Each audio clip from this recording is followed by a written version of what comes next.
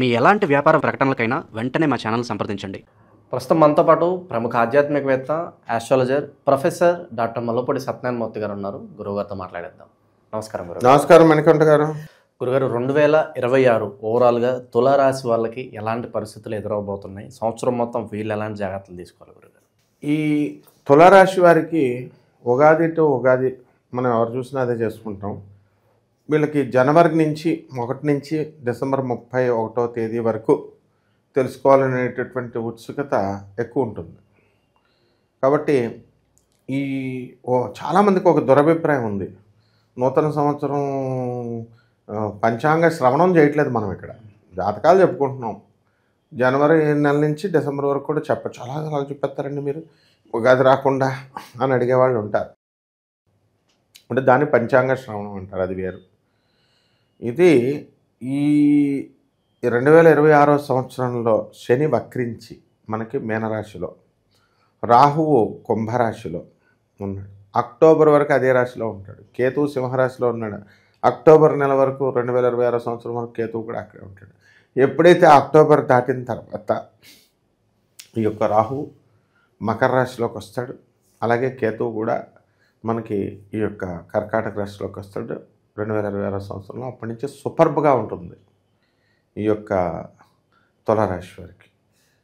అర్ధాష్టమ రాహుగ్రహ ప్రభావం వలన కొంచెం మానసికమైనటువంటి అశాంతి ఉన్నా విదేశాలకు వెళ్ళాలనుకునేటటువంటి వాళ్ళకి విదేశాలను పంపిస్తాడు.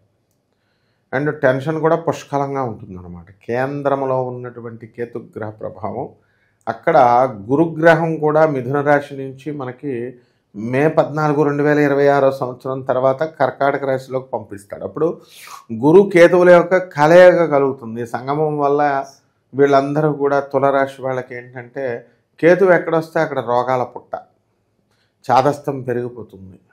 అండ్ వీళ్ళకి తులారాశి వాళ్ళకందరికీ కూడా కోర్టు సంబంధమైనటువంటి వ్యవహారాలు, ఇక మగవాళ్ళకైతే అక్రమ సంబంధాలు ఉన్నటువంటి వాళ్ళకి రోగాలు రావడము, ఇలాంటివన్నీ కూడా జరుగుతాయి. అండ్ ఈ రాశి వారికి ఒక తులారాశి వాడిని చూశాను నేను. సార్ నేను ఎప్పుడు ఏ తప్పు చేయలేదు సార్, నా లైఫ్లో నేను ఒకసారి వెళ్ళాను సార్, నాకు ఎయిడ్స్ వచ్చేసింది సార్ అని గతంలో మేము స్టూడెంట్స్గా ఉన్నప్పుడు మా గురువు గారికి చెప్తుంటే చూశాను. ఇదేమిట్రా అంటే, అంతే కర్మ, దానికి పెద్ద ఇది అవసరం లేదు. కాబట్టి అటువంటి సమయం ఇప్పుడు మళ్ళీ అన్ని సంవత్సరాల తర్వాత ఇప్పుడు ఈ యొక్క సంవత్సరంలో కనబడుతుంది తులారాశి వాళ్ళు మగవాళ్ళకి. చాలా జాగ్రత్తగా ఉండాలి. అండ్ బయట తిరుగుళ్ళు, చిలక్కొట్టుళ్ళు ఇలాంటి వాటికి వెళ్ళకూడదు అసలు. ఇక ఆదాయాల మీద దృష్టి పెట్టండి. ఆదాయాలు బ్రహ్మాండంగా ఉంది. గురుగ్రహం కేంద్రంలో ఉన్నాడు. ఇంకేం కావాలి మీకు? బ్రహ్మాండమైనటువంటి ఆలోచన, నేమ్ అండ్ ఫేము, సక్సెస్ వస్తుంది. ఇప్పుడు మనము ఈ యొక్క తులారాశి వారికి లాభములో ఉన్నటువంటి కేతుగ్రహ ప్రభావం వలన అక్టోబర్ వరకు కూడా విదేశాలకు సంబంధించినటువంటి వ్యవహారాల్లో వీళ్ళు చాలా బాగుంటారు. విదేశాల నుంచి వీళ్ళకి ఏకంగా ఆహ్వానాలు వస్తాయి. తానా సభలు ఇలాంటివన్నీ కూడా పిలుస్తారు. ఇప్పుడు ఈ రాశి వారికి అందరికీ కూడా విదేశాలకు సంబంధించి ఆఫీసులు అక్కడ పెట్టడము, ఫ్యాక్టరీలు అక్కడ పెట్టడము, ఇలాంటివన్నీ కూడా జరుగుతాయి. ఇక వివాహ ప్రయత్నాలు చేస్తున్నటువంటి వాళ్ళని కనుక మనం తీసుకుంటే తులారాశి వారికి వివాహాలు అయిపోతాయి. మనకి రేపు మే నెలలో కానీ, లేకపోతే మళ్ళీ ఈ యొక్క అక్టోబర్ ఆ ప్రాంతంలో కానీ, సెప్టెంబర్ అక్టోబర్ ప్రాంతాల్లో వీళ్ళకి వివాహం డెఫినెట్గా అయిపోతుంది. అండ్ ట్రాన్స్ఫర్ల కోసం ప్రయత్నిస్తున్నటువంటి వాళ్ళందరికీ కూడా ట్రాన్స్ఫర్లు రావడానికి అవకాశాలు ఉన్నాయి. వీరు కోరుకున్న చోట్ల కోర్టుల కోసం వీళ్ళ ఆస్తులు 20 సంవత్సరాల నుంచి కోర్టుల సమస్యల్లో ఉన్నాయి. వీళ్ళు వెళ్తే కోర్టుల్లోనే స్ట్రైక్లు అయిపోయి కోర్టులే డేట్లు మార్చేసుకుంటున్నారు. జడ్జీలు ఎగిరిపోతున్నారు ఈ తులారాశి వాళ్ళ వల్ల. జడ్జీలకి పోస్టింగ్స్ లేకుండా అయిపోతున్నాయి. వీళ్ళు వెళ్తున్నారు, వాళ్ళకి పోస్టింగ్ ట్రాన్స్ఫర్ లేకుండా అయిపోతుంది. గవర్నమెంట్కి పోస్టింగ్ ఇస్తే వాళ్ళని కూర్చొని మేపాలి, కాబట్టి డబ్బులు ఇవ్వకుండా ఇలా జరుగుతుంది. కాబట్టి తులారాశి అంత పవర్ఫుల్గా ఉందన్నమాట.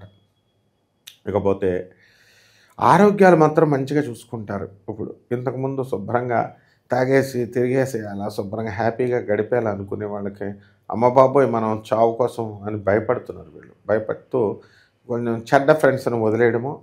అండ్ ఇప్పుడు తులారాశి వాళ్ళ స్టైల్ మార్చారు. ఎప్పుడు కూడా వీళ్ళు భోజన ప్రియులు, జనం ఉండాలి వీళ్ళకి. ఎప్పుడు కూడా జనంతో మద్యం తాగుతూ చక్కగా హ్యాపీగా పబ్స్, రెస్టారెంట్స్, దేవాలయాల తర్వాత అనమాట. వీళ్ళంతా దేవాలయాల బ్యాచ్ కాదు ఇది. Romantic batch. అండ్ శుక్రుడు కదా, అందువలన హ్యాపీగా పబ్స్ రెస్టారెంట్స్కి వెళ్ళాలా అలా ఉంటుంది.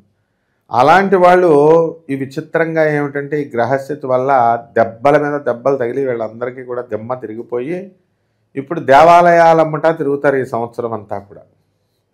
కాబట్టి వీళ్ళకి ఎట్టి పరిస్థితుల్లో స్థూల శరీరం ఉన్నటువంటి వాళ్ళంతా కూడా, అలాగే డయాబెటీస్ ఇలాంటి వాళ్ళంతా కూడా ఆల్రెడీ భోజనాలు మానేసి కూరగాయలు తినేస్తున్నారు. దేశంలో కూరగాయల రేట్ పెరిగిపోవడానికి కారణం వీళ్ళే అనమాట, ఈ యొక్క తులారాశి వాళ్ళే. అందువల్ల డైటింగ్ పేరుతో కీరాలు, బీట్రూట్లు, సోయాబీన్స్, నిమ్మకాయలు, ఉల్లిపాయలు ఇవన్నీ కూడా తినేస్తున్నారు, ఎగ్గులు మళ్ళీ.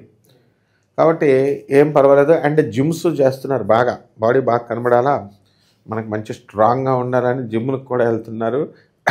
ఇవన్నీ కూడా శారీర దారుఢ్యం.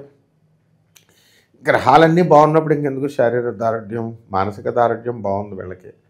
ఆదాయాలు బ్రహ్మాండంగా పెరిగిపోయినాయి. ఇవన్నీ కూడా మనం గోచార రీత్యా చూసి చెప్పేటటువంటివి.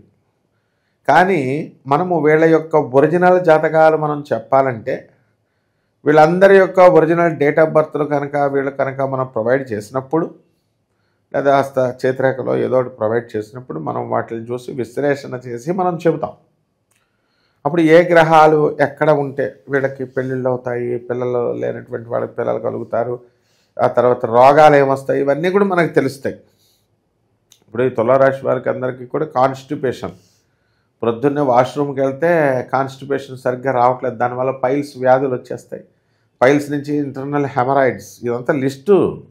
అండ్ వీళ్ళకి కావాల్సి చెక్ చేసుకోవచ్చు. వీళ్ళంతా కూడా హెమరాయిడ్స్, పైల్స్ ఉన్నవాళ్ళు 3, 9, 12 o'clock మీద ఉన్న ముళ్ళులో ఉన్నటువంటి యాంగిల్ మీద ఉంటాయన్నమాట వీళ్ళకి. అంత పర్ఫెక్ట్గా మనకు జ్యోతిష్ శాస్త్రం డెవలప్ అయింది వీళ్ళకి చెప్పడానికి. కాబట్టి ఈ యొక్క రాశి వారి అంతా కూడా పరీక్షలు రాస్తున్నామండి విద్యార్థులు అనేటటువంటి వాళ్ళు కొంచెం ముందు బయలుదేరాలి, జాగ్రత్తగా వెళ్ళాలి. పరీక్షల్లో పాస్ అవ్వడానికి అవకాశాలు ఉన్నాయి. అండ్ విద్యార్థులంతా కూడా ప్రేమల్లో పడిపోవడానికి అవకాశాలు ఉన్నాయి. అడ్డగాడిదల్లాగా ఎదిగినటువంటి వాళ్ళే, పెద్దవాళ్ళే అక్రమ సంబంధాలకు వెళ్ళిపోయి చిన్నపిల్లల లవ్లో ఏముంది, ఇన్ఫాక్చుయేషన్, ఇల్యూషన్స్ ఇవన్నీ కూడా. కాబట్టి ఇలాంటివన్నీ కూడా వెళ్ళిపోతాయి. అండ్ తులారాశి వారికి అంతా కూడా మనం ఈటింగ్ అండ్ మైటింగ్ ఇదే పాలసీలో వెళ్ళిపోవాలా అనుకుంటారు. కొంచెం మార్పు అనేటటువంటిది గురుకేతువుల వల్ల వచ్చిందనమాట. విశేషంగా ఎలాంటి పరిహారాలు సంవత్సరం మొత్తం కూడా చేసుకుంటే విశేషంగా కలిసి వస్తుందంటారు వీళ్ళకి? వీళ్ళందరూ ఏంటంటే నిజంగా సీరియస్గా ఎవరు చేయరు మనకంట పరిహారాలు అనేవి. ఏదో మామూలుగా చెప్పారు, ఆ ఊపు అనమాట. జాతకం తెలుసుకోవాలి, ఊపు. నేను చీఫ్ మినిస్టర్ అయిపోతానా, ప్రైమ్ మినిస్టర్ అయిపోతానా రేపు పొద్దున్న ఊపు. గురుగారు ఫోన్ కొట్టగానే గురుగారు ఫోన్ ఎత్తేయాలి. గురుగారు బాత్రూంలో ఉన్నాడా, లేకపోతే పెళ్ళాంతో ఉన్నాడా, పూజ రూమ్లో ఉన్నాడా, ఏ ఉండవు, చేసేస్తారు. చేసేసిన తర్వాత ఎత్తకపోతే మూడు మారిపోద్ది దానికి. ఇలాంటి వాళ్ళకి పరిహారాలు చేసి కూడా ఏం ప్రయోజనం చెప్పు. పరిహారాలు అంటే నిజంగా సీరియస్గా చేయాలి. ఈ చెట్టు పుట్ట 5 పైసలు అవ్వకూడని పరిహారాలు, లక్షలేమో వేరే వాళ్ళ దగ్గర దొబ్బెడతారు. కాబట్టి నష్టపోయిన బ్యాచే వస్తారు. ఏమంటే మేము ఆల్రెడీ అడుక్కుంటున్నామండి అంటే మేము కూడా ఇక్కడ పప్పు ఉంటే ఇవ్వండమ్మా అన్న టైప్లో తయారయ్యారు జనాలు. సో సీరియస్గా రెమెడీస్ చేసేవాళ్ళు సీరియస్గా చేసుకుంటే డెఫినెట్గా ఆదిశంకరాచార్యుల వారు, వివేకానందుడు ఇలాంటి గొప్ప మహానుభావులు చెప్పిన ఫిలాసఫీ చదివితే చాలా అసలు యాక్చువల్గా ఏ పరిహారాలు చేయగల.